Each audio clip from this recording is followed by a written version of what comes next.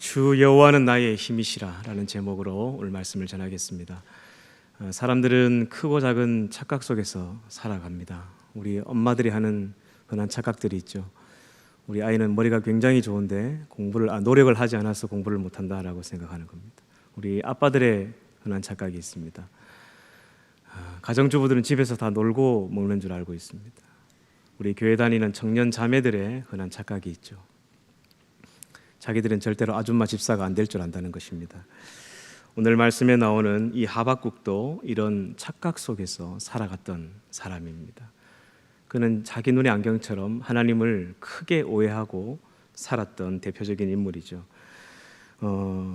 이 하박국서는 3장밖에 되지 않은 짧은 말씀인데요, 하나님을 착각하고 오해했던 이 하박국이 하나님께 따지듯이 질문하고 하나님은 대답하고 또 질문하고 대답하고, 그래서 마지막에는 이 착각의 비늘이 벗겨지고 하나님 앞에 회개하는 것으로 끝이 납니다. 이 시대적인 배경은 북이스라엘이 이제 722년에 멸망을 당하고 나서 한 130년의 세월이 흘렀습니다. 북쪽에 있는 사람들이 그렇게 멸망을 당한 것을 봤으면 이 남쪽의 유다의 백성들은 정신을 차리고 하나님을 잘 섬겨야 될 텐데, 그들도 똑같이 악한 길로 이제 행하는 것입니다. 그래서 하나님께서 이제 586년에 이 바벨론이라는 강대국을 들어서 심판하시기로 이제 결정하십니다. 그 심판하기 직전에 이 하박국을 통해서 하나님께서 한 번 더 이스라엘 백성들을 깨우치게 하시는 것이죠. 이미 이제 바벨론이 쳐들어와서 이 남유다의 42개의 성이 전부 다 함락이 되고 마지막 예루살렘 성만 남아있는 상황입니다. 성 안에는 이제 먹을 것이 다 떨어졌어요. 감람나무, 포도나무, 무화과나무, 이미 소망이 없습니다. 그 우리의 양이나 소는 얼굴 본 지가 오래됐습니다. 그런 상황에서 이제 먹을 것이 없으니까 가위바위보 해서 오늘은 내 자식을 삶아 먹고 내일은 네 자식을 삶아 먹고, 이 자식을 삶아 먹는 이런 비극이 일어나게 되죠. 이런 기가 막힌 상황에서 하박국이 하나님께 따지듯이 질문합니다. 하나님, 저 바깥에 저 악인들이 우리를 둘러싸서 죽이려고 하는데 하나님이 되셔서 어떻게 가만히 지켜만 보고 계십니까? 라고 이렇게 따지듯이 질문하죠. 우리 하박국 1장을 한번 펴보시겠습니까? 1장 우리 1절에서 4절입니다. 선지자 하박국이 묵시로 받은 경고라. 여호와여, 내가 부르짖어도 주께서 듣지 아니하시니 어느 때까지리까? 내가 강포로 말미암아 외쳐도 주께서 구원하지 아니하시나이다. 어찌하여 내게 죄악을 보게 하시며 패역을 눈으로 보게 하시나이까? 겁탈과 강포가 내 앞에 있고 변론과 분쟁이 일어났나이다. 이러므로 율법이 해이하고 정의가 전혀 시행되지 못하오니 이는 악인이 의인을 애워쌌으므로 정의가 굽게 행하여 짐이니이다. 하박국의 논조는 자기들은 의인이고 밖에 있는 저 바벨론 군대는 악인이다. 그런데 하나님께서 어떻게 악인과 의인 구분도 못하시고 의인이 핍박을 받고 있는데 가만히 지켜만 볼 수 있는가? 이렇게 따지는 것이죠. 사실 이 대답할 가치가 없었지만 하도 하박국이 하나님께 따져대고 졸라대니까 하나님이 참다 못해 이제 한마디 하시죠. 저 갈대아 군대, 저 바벨론 군대, 저 내가 데려왔어. 내가 불러왔어 이 사람아 하는 거예요. 하박국이 이해를 못해요. 예? 하나님, 저 바벨론 군대를 하나님이 데리고 오셨다고요? 하박국, 너 지금의 말은 너 저 밖에 있는 바벨론 군대는 악한 것들이고 너희들은 착한 의인이라고 지금 말하나? 너희들이 저 밖에 있는 바벨론 군대보다 더 악한 민족이다. 모세가 출애굽한 이로부터 지금까지 1000년 동안 너희들은 나를 끊임없이 거역하고 반역했어. 저 바벨론 군대 물론 악한 민족이지만 때가 되면 내가 심판할 거야. 하지만 지금은 내가 너희들을 심판할 것이다 라는 하나님의 음성이 들립니다. 이 1장 5절에서 6절을 보실까요? 여호와께서 이르시되 너희는 여러 나라를 보고 또 보고 놀라고 또 놀랄지어다. 너희의 생전에 내가 한 가지 일을 행할 것이라. 누가 너에게 말할지라도 너희가 믿지 아니하리라. 보라, 내가 사납고 성급한 백성 곧 땅이 넓은 곳으로 다니며 자기의 소유가 아닌 거처들을 점령하는 갈대아 사람을 일으켰나니. 저 갈대아 사람 그 신바벨론이 내가 데려왔다는 거죠. 그러니까 이제 하박국은 더 이해가 안 되는 겁니다. 아니 하나님은 이 만세 전부터 계시지 않았습니까? 이 세상을 창조하기 전부터 계셨는데 어떻게 악인하고 의인 구분도 못 하십니까? 어떻게 우리를 이렇게 죽이려 하십니까? 아니 하나님, 우리가 좀 잘못해서 잠깐 우리를 경계하시기 위해서 우리를 잠시 징계하시려고 저들을 데리고 왔다면 이해합니다. 하나님, 그런데 하나님은 눈이 선하시고 정결하신 분인데 악을 참아보지 못하시는 분들인데 어떻게 저 악한 바벨론이 우리를 이렇게 애워싸고 죽이려고 하는데 하나님이 되셔서 잠잠하시나이까? 그렇게 이제 이야기하고 있는 것이죠. 1장 12절에서 13절입니다. 선지자가 이르되 여호와 나의 하나님, 나의 거룩한 이시여, 주께서는 만세 전부터 계시지 아니하시니까 우리가 사망에 이르지 아니하리이다. 여호와여, 주께서 심판하기 위하여 그들을 두셨나이다. 반석이시여, 주께서 경계하기 위하여 그들을 세우셨나이다. 주께서는 눈이 정결하심으로 악을 참아보지 못하시며 패역을 참아보지 못하시거늘 어찌하여 거짓된 자들을 방관하시며 악인이 자기보다 의로운 사람을 삼키는데도 잠잠하시나이까? 하박국이 막 바득바득 하나님께 대들죠. 여기서 끝나지 않습니다. 아니 하나님, 지금 저 악한 바벨론 사람들이 마치 사람을 사냥하고 이 고기처럼 투망을 던져서 잡아 끌고 가서 노예로 팔아먹고, 그리고 우리를 벌레 취급하면서 막 벌레 죽이듯이 사람을 죽이고 있는데 어떻게 저들이 어떻게 우리보다 더 낫다는 말입니까? 그리고 우리는 하나님을 잘 섬기지만 저들은 우상을 섬기고 자기 힘과 자기가 가지고 있는 무기를 의지하고 그게 앞에 분향하고 제사하는데, 그리고 저렇게 등 따시고 배부르게 잘 사는데 어떻게 이런 일이 있을 수 있습니까? 이게 옳습니까? 라고 외치죠. 14절에서 17절 볼까요? 14절에서 17절 1장. 주께서 어찌하여 사람을 바다의 고기 같게 하시며 다스리는 자 없는 벌레 같게 하시나이까? 그가 낚시로 모두 낚으며 그물로 잡으며 투망으로 모으고 그리고는 기뻐하고 즐거워하여 그물에 제사하며 투망 앞에 분향하오니 이는 그것을 힘입어 소득이 풍부하고 먹을 것이 풍성하게 됨이니이다. 그가 그물을 떨고는 계속하여 여러 나라를 무자비하게 멸망시키는 것이 옳으니까. 여러분, 이 하박국의 이 표정과 감정이 느껴지시나요? 말씀을 읽다 보면 이 선지자의 그 울그락불그락하는 얼굴의 표정, 그 하나님을 향해 쏘아대듯이 말하는 이 낭창한 목소리, 화가 나서 따지는 그의 태도가 이게 그려집니다. 결국 어떻게 하냐면 이 예루살렘 성벽 꼭대기에 올라가 가지고 하늘을 향해 고개를 빳빳이 쳐들고 하나님께 삿대질을 하면서 따집니다. 하나님, 내 질문에 어떻게 대답하시는 내가 지켜보겠습니다. 이런 표정으로 말이죠. 2장 1절을 볼까요? 2장 1절입니다. 내가 내 파수하는 곳에 서며 성루에 서리라. 그가 내게 무엇이라 말씀하실는지 기다리고 바라보며 나의 질문에 대하여 어떻게 대답하실는지 보리라 하였더니. 여러분 대단하죠? 야, 선지자 중에 하나님께 이렇게 대든 사람이 저는 처음 봤습니다. 보통 아니죠, 그죠? 대답할 가치가 없지만 하나님께서 그래도 아주 성실하게 대답하시는데 2장 전체가 여러분 하나님의 대답입니다. 2장 2절 3절을 잠시 보시겠습니다. 여호와께서 내게 대답하여 이르시되 너는 이 묵시를 기록하여 판에 명백히 새기되 달려가면서도 읽을 수 있게 하라. 이 묵시는 정한 때가 있나니 그 종말이 속히 이르겠고 결코 거짓되지 아니하리라. 비록 더딜지라도 기다리라. 지체되지 않고 반드시 응하리라. 여러분 이게 무슨 이야기냐면요, 하박국 너 일로 와봐. 너 여기 이마트 꼭대기에 있는 간판만한 큰 현판 준비해서 지금부터 내가 불러주는 말을 기록해. 그리고 달려가면서도 볼 수 있도록 배달하는 오토바이 맨들이 가면서도 그 간판 볼 수 있게 큰 글씨로 적어놔. 거기서 뭐라고 적으려 하냐면 이제 하나님께서 결정하셨다. 전쟁은 막을 수가 없다. 너희들은 끝났다. 하나님이 너희를 심판하시기로 결정하셨다. 이 문구를 적으라는 거예요. 여러분, 이 이스라엘 백성들은 이 예루살렘 성 안에서 일말의 이 막연한 희망을 갖고 살았습니다. 그래도 우리는 멸망시키지 않겠지. 우리가 하나님을 믿는데 어떻게 하나님 우리를 끝내시겠나. 여기 솔로몬 성전이 있는데 어떻게 솔로몬 성전을 두고 하나님께서 전쟁에 지게 하겠나. 이 정도 하시다가 마시겠지. 예전처럼 전쟁을 일으켰다가 멈추시겠지. 이런 막연한 생각을 가지고 살았던 거예요. 그런데 이제 하나님께서 비록 더딜지라도 내가 반드시 너희를 심판할 것이라는 준엄한 경고를 말씀하십니다. 여러분, 이 하박국과 함께 활동했던 그 선지자들이 있죠. 이사야, 예레미야, 스바냐 이런 인물들입니다. 위대한 선지자들이었죠. 위대한 선지자가 나타났다는 것은 그 시대가 그만큼 악했다라는 것을 반증해 준다고 말씀드렸습니다. 하박국이 하나님 이 성에 의인이 있지 않습니까? 라고 따지죠. 그러니까 뭐? 의인? 너 지금 예루살렘 내거리로 나가서 동서남북으로 빨리 달려봐라. 이곳에 내 말을 따르고 내 말씀을 따라 의를 행하는 사람 단 한 사람이라도 발견한다면 내가 그 한 명으로 인해서 내가 이 성을 멸망하지 않을 것이다. 이게 예레미야에 했던 이야기죠. 의인이 있다는 이야기인가요? 없다는 이야기인가요? 없다는 이야기입니다.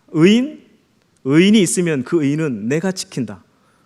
의인이 있다면 그 의인은 자기 믿음 때문에 살 거야. 내가 그들은 보호할 거야. 하나님 그렇게 말씀하십니다. 2장 4절을 보겠습니다. 우리 같이 한 목소리를 읽어볼까요? 2장 4절 시작. 보라 그의 마음은 교만하며 그 속에서 정직하지 못하나 의인은 그의 믿음으로 말미암아 살리라. 아멘. 그래서 이제 2장 5절부터 20절 마지막 절까지는 하나님께서 앞으로 일어날 일들에 대한 이야기를 해주십니다. 그리고 네가 말하는 저 밖에 있는 바벨론 군대들도 내가 때가 되면 심판하겠다는 5가지 저주를 선포하시죠.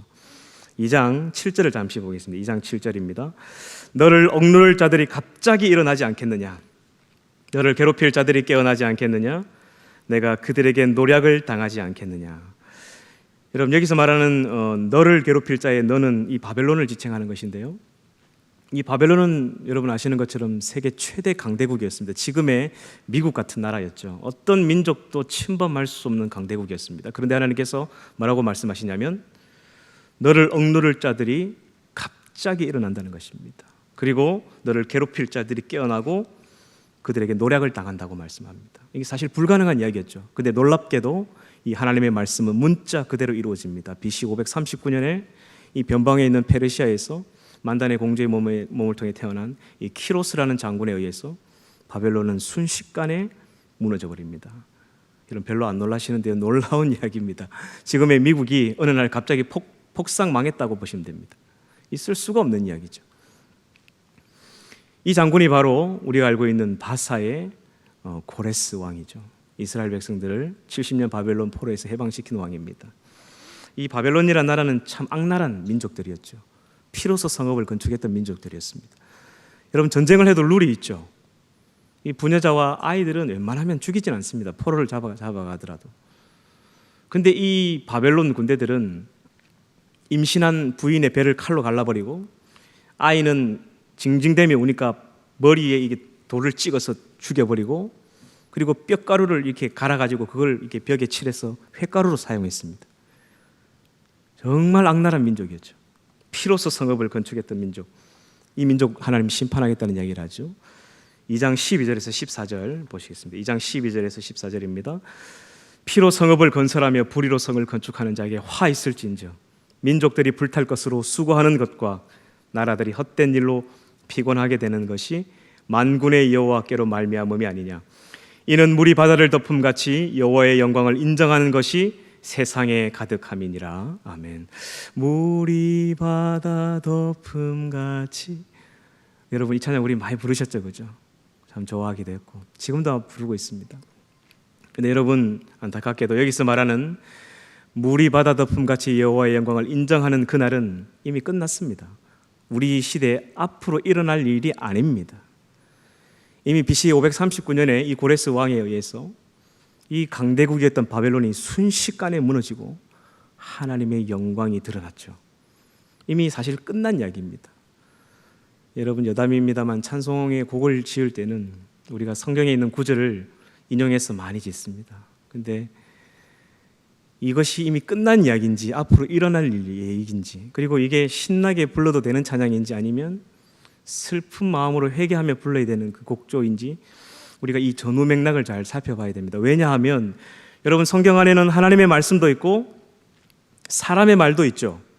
하물며 사탄의 말도 있습니다. 땅을 두루 돌아 여기저기 다녀왔나이다. 누구의 말이죠?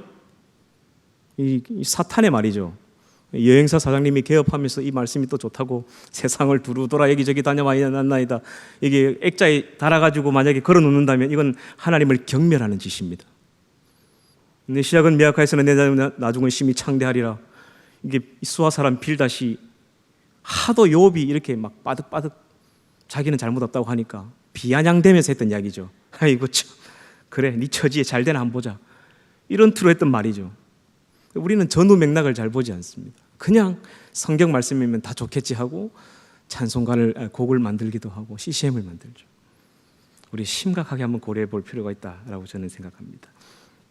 그래서 이제 3장으로 넘어가게 되면 이제 하박국이 그동안 착각했던 모든 것을 뉘우칩니다. 그동안 자기가 하나님을 오해하고 착각했던 이 눈의 비늘이 벗겨지게 되죠. 그리고 이제 하나님의 심판이 결정되었다라는 이 사실 때문에 그는 두려워하기 시작합니다. 여러분, 전쟁이 일어나면 전쟁에 다쳐서 죽는 사람보다 그 전쟁의 스트레스와 공포 때문에 죽는 사람이 더 많다고 하죠. 이제 예루살렘 사람들은 막연한 그 희망을 가지고 있었지만 이제 이 하박국은 알고 있습니다.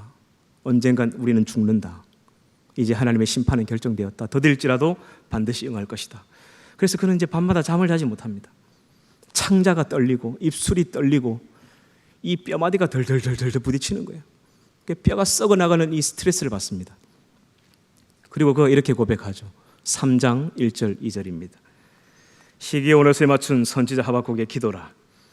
여호와여, 내가 주께 대한 소문을 듣고 놀랐나이다. 많이 놀랐죠. 여호와여, 주는 주의 일을 이 수년 내에 부응하게 하옵소서. 이 수년 내에 나타내시옵소서. 진노 중에라도 긍휼을 잊지 마옵소서. 여러분, 하박국의 태도가 180도로 바뀌었죠. 예루살렘 성 꼭대기에서 하늘을 향해 꼿꼿이 얼굴을 쳐들고 하나님, 내 질문에 어떻게 대답하는지 지켜보겠습니다 했던 그 하박국이 이 하박국입니다. 하나님, 잘못했습니다. 진노 중에라도 제발 우리를 불쌍히 여겨주십시오. 그의 기도와 태도가 180도로 바뀌어버립니다.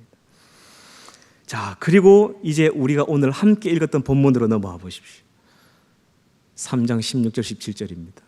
여러분, 사실 우리가 해석하지 않아도 이 성경의 전체를 보면 부분은 쉽게 보입니다.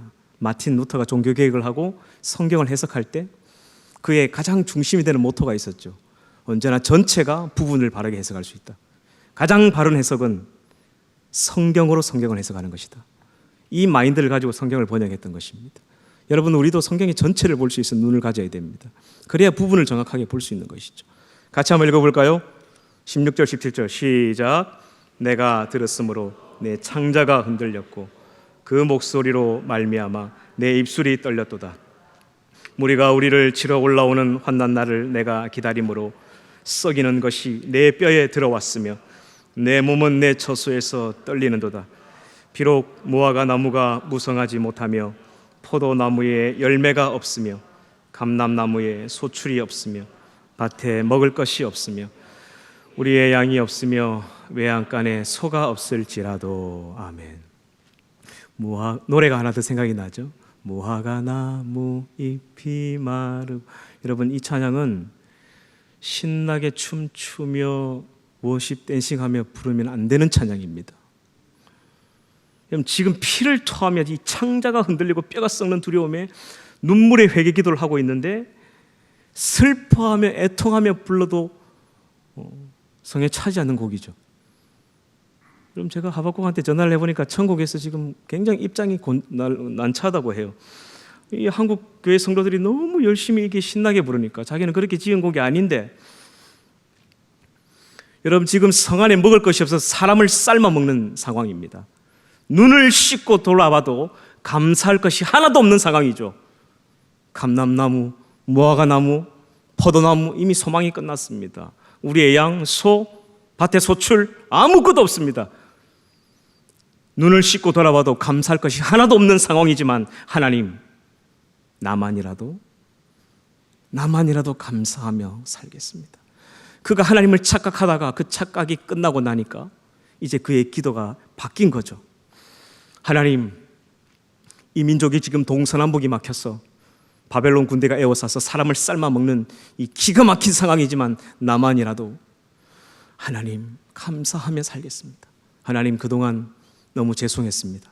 제가 하나님을 착각했습니다. 이 고백을 하고 있는데 이것을 박수를 치고 노래를 부르고 하박국이 하늘에서 탄식하고 있지 않을까요?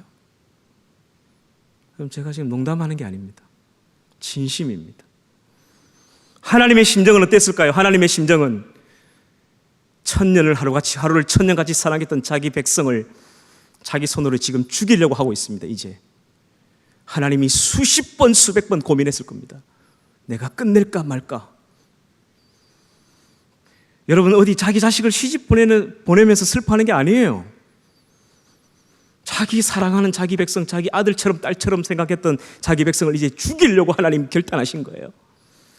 이런 처절한 하나님의 심정으로 지금 이런 이야기를 하고 있는데, 앞도 뒤도 전후 맥락도 모르고 우리가 이런 곡들을 지어서 부르고 있는 것이죠. 하나님을 어떻게 보면 경멸하고 있는 행동일 수도 있다는 사실을 기억해야 합니다. 그래서 지금 나는 기뻐할 수 없는 상황이지만, 나는 즐거워할 수 있는 상황이 되지 않지만, 내 처지와 형편은 통곡할 수밖에 없는 상황이지만, 하나님, 나만이라도 하나님을 기뻐하고 하나님을 신뢰하고 끝까지 그 구원의 하나님의 손을 기대하겠습니다.